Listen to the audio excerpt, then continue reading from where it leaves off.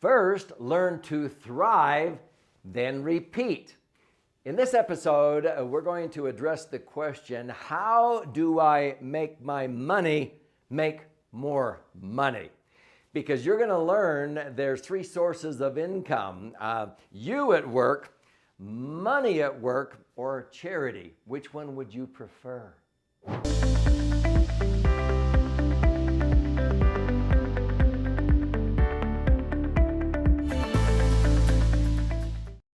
So I'm Doug Andrew, and I've been involved in the financial services industry for more than 45 years. And I'm going to share with you how you can thrive and then repeat the process compared to what unfortunately many people do. They get stuck and they outlive their money. They run out of money. So in my second book, I put this in the beginning, and then my third book, which was called Last Chance Millionaire, it was written to 83 million baby boomers in America that were in danger of outliving their money if they did not learn how to protect what they had accumulated during their lifetime in maybe their IRAs and 401ks. And so I put this bell curve inside the beginning of that book. If you're familiar with a bell curve, it looks something like this.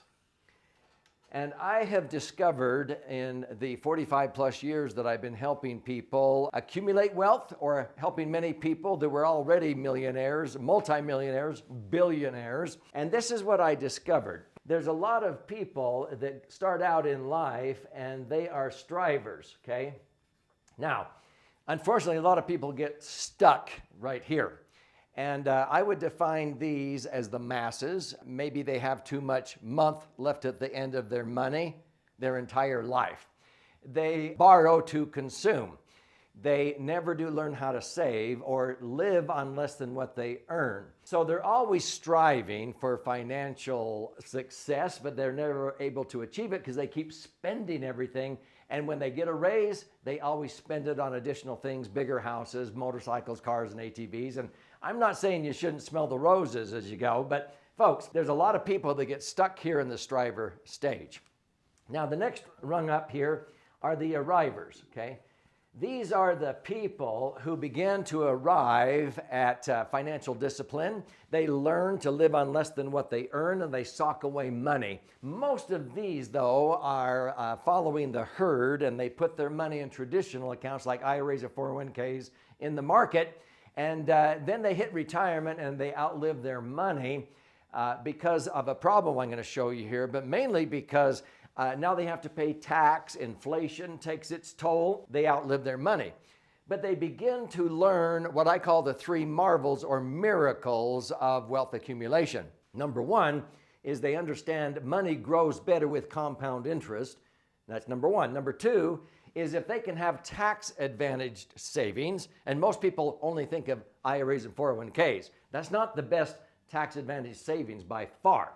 But they begin to think that if I accumulate my money compounding, tax advantaged, it's going to be better. But some of these arrivers begin to learn about safe positive leverage. That's the third marvel or miracle. Now, I define that as the ability to own or control assets with very little or none of your money tied up or at risk in that asset. A lot of people never learn that third marvel or miracle. Now, these are the arrivers. They begin to arrive at financial independence, maybe. The difference between the arrivers and this top group here, these are the thrivers. Thrivers basically learn how to repeat the process that these people do. It's not a one-off. If they buy a rental property, they buy then and leverage with the third miracle, and they leverage and they get a second and a third, and pretty soon they have 20 and 50, and they have several office buildings. They repeat the process, okay? That's the difference between thrivers and arrivers. They repeat the process. Now, here is the unfortunate problem, especially in America, but throughout the world. When we finally achieve and we're thriving, all too often now we simply want to maintain a lifestyle. And we stop doing what we did to thrive.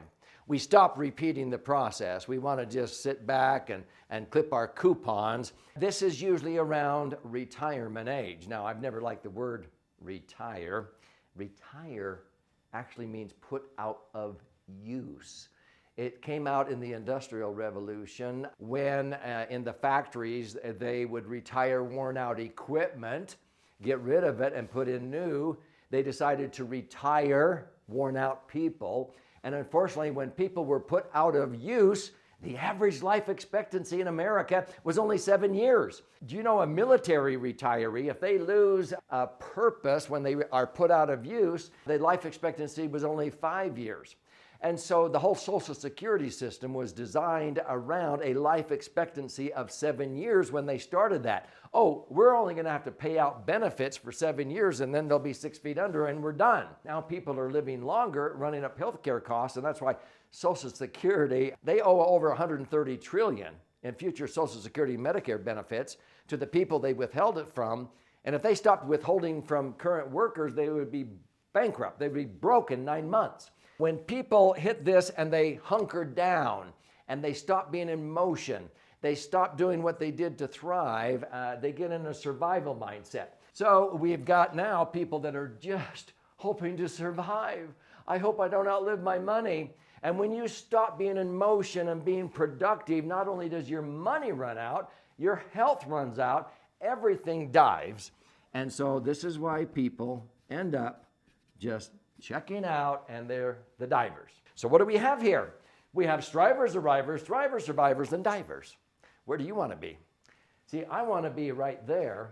And what I have spent my career doing is helping people so that they don't get trapped in a survival mindset or a diving mindset, not only themselves, but their children and grandchildren, by abolishing the entitlement mindset.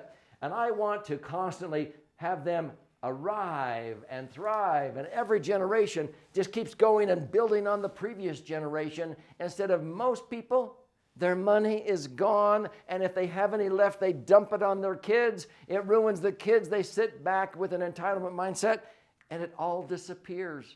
And this is proven through many wealthy families who didn't empower their posterity to thrive. But this is how you cannot outlive your money. So I started out by saying there's 3 sources of income. Mankind at work, you getting up and going out and working, getting a paycheck, whatever.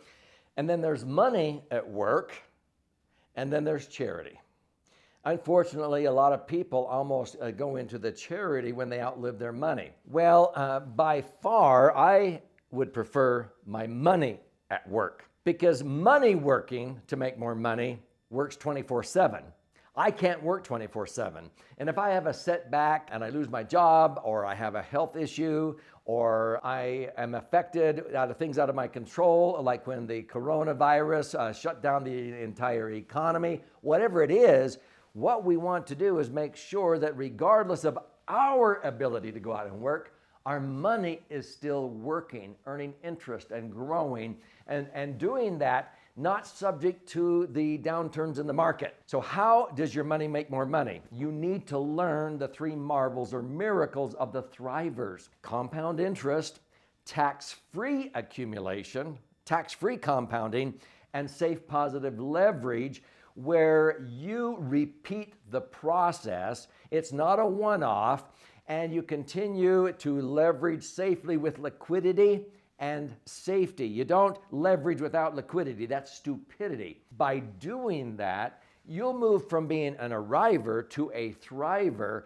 but don't get caught in the trap of hunkering down in a survival mindset, just hanging on, trying to maintain a lifestyle. Have your nest egg continue to grow in spite of you taking $100,000 or $200,000 a year of tax-free income. You need to set up your family bank, is what I call it, so that you will never outlive your money, so that the markets don't affect you. You are protected from market volatility. Your money's tax-free, and it continues to compound no matter what's going on in the economy. Sound too good to be true? I want you to watch this episode, and you'll see it's not too good to be true. And I would love to gift you free a copy of my most recent best-selling book, The Laser Fund. It's 300 pages of charts, graphs, explanations, and 62 actual client stories. I'll buy the book. I'll pay for the book. You pay $5.95 shipping and handling. Watch this episode, and then you'll be able to go to Laser Fund, Laser, laserfund.com, and I'll fire out a free book for you.